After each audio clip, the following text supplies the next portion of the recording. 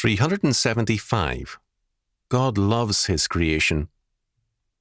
Chalcedon Report number 321, April 1992. One of my earliest memories is of a woman in the neighbourhood who held a home Bible study every Sunday afternoon for men and women. In the early 1920s, women teaching or preaching to men were still uncommon. I knew little of her because I sometimes played with her son Jack. I saw just enough of her to become aware of her religious contempt for material things. She acted as though she only ate to live. She lived very well, and somehow, despite her disdain for food, she was clearly overweight. What she represented remained in my mind as I grew up, because I encountered more and more people in churches whose quote-unquote spirituality did not mean life in the Holy Spirit and His law word, the Bible, but a Neoplatonic disdain for God's creation.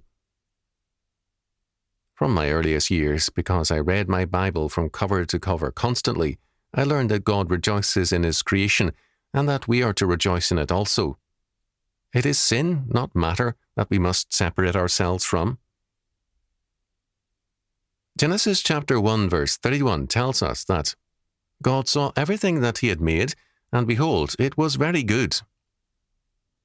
Our task as His people is to bring all things into captivity to Christ.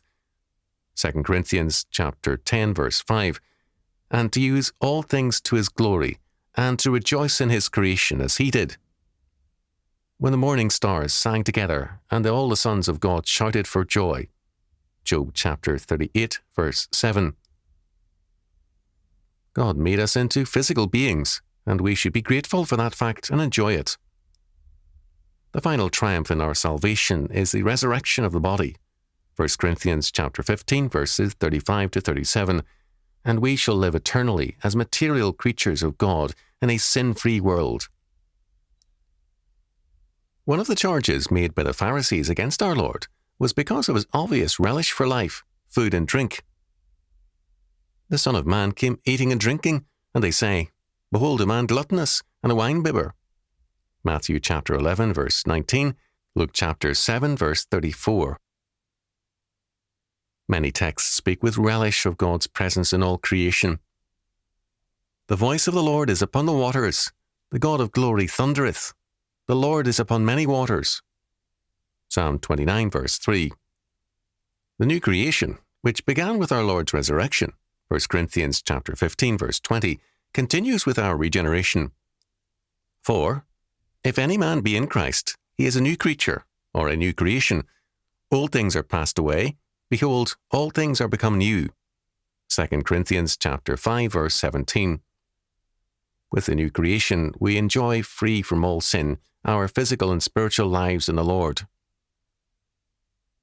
John Milton, in Paradise Lost, with considerable perception, showed Satan watching Adam and Eve and Eden enviously. Satan is a purely spiritual being, and yet totally evil. Being non-material makes nothing good. Only godliness, regeneration, and then sanctification, by obeying every word that proceeds out of the mouth of God, Matthew chapter 4 verse 4, makes a man godly. It is Manichaeanism, a very ancient and very evil heresy, which is behind such thinking. For Manichaeanism, two equal gods exist. One is the creator of matter, an evil God who believes in law, justice, and judgment.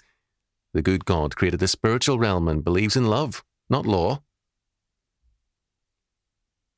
Increasingly in our time, evidences of Manichaean thinking can be seen in the churches. Churchmen abstract themselves from the world of law and politics. Business is seen as a money-grubbing vocation. The body is viewed as an impediment to the spirit when, too often with such people, it is their thinking and spirituality which is both false and evil.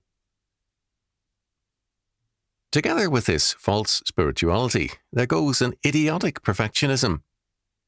False use is made of Matthew chapter 5 verses 38 to 42. Judea was under Roman rule.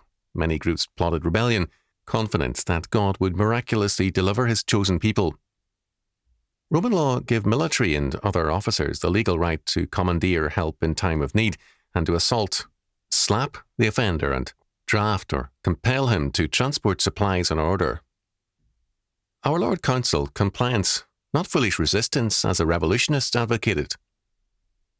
Too many held to a belief that the world had to be as they wanted it. A few years ago, I was involved as an expert witness in church and state litigation in many states. Very often, churchmen were as great a problem as state officials. They demanded everything at once. In at least 2 states, churchmen rejected settlements which would only have required attendance reports so that the state would be able to account for its student population. I felt and feel strongly that this is idiotic perfectionism. I wrote a position paper on Mark chapter 4, verse 28, our Lord's statement, "For the earth bringeth forth fruit of herself, first the blade, then the ear, after that the full corn in the ear." In other words, things do not happen overnight. Growth takes time. The church, having surrendered health, education and welfare, among other things, to the state, can only recapture lost ground a step at a time. In our Lord's words, we cannot sow grain and expect to reap a harvest simultaneously. Only fools expect to do so, and we have too many in the church. Incidentally, that position paper displeased many. God loves His creation. He made it with order, and with a requirement for growth in every sphere. If we despise God's plan and demand miracles to eliminate growth in history, we have no respect for God's order, and we do not receive His blessing, His providential care, nor His miraculous deliverances. We must respect God, His Word, and His creation in order to be blessed by Him. Roman law, which has increasingly influenced Western law, was abstract and impersonal. God's law is concrete, specific, and personal. In Roman law, the goddess Justice is impersonal and wears a blindfold. God is totally personal and all-seeing. His law is the expression of His being, and to break His law is to offend Him personally. His law is mindful of man, created in His image, and all creation.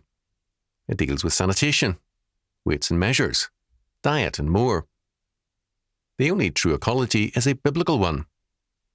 No one loves creation more than God, and His law provides a sane and balanced view of it, unlike that of environmentalists. The object of our faith is to make us a regenerate people in Jesus Christ, a godly people, not a Neoplatonic spiritual people. We were created in Adam out of the dust of the earth, Genesis chapter 2, verse 7, and we are mortal. By God's grace, at the end of the end, this mortal shall put on immortality, 1 Corinthians chapter 15, verses 53 to 54. This literally means that the dying body, mortal comes from mortis, as in mortuary, shall put on non-death. It is a spiritual body, 1 Corinthians chapter 15, verse 44, because it is now fully in obedience to and in the life of the Holy Spirit.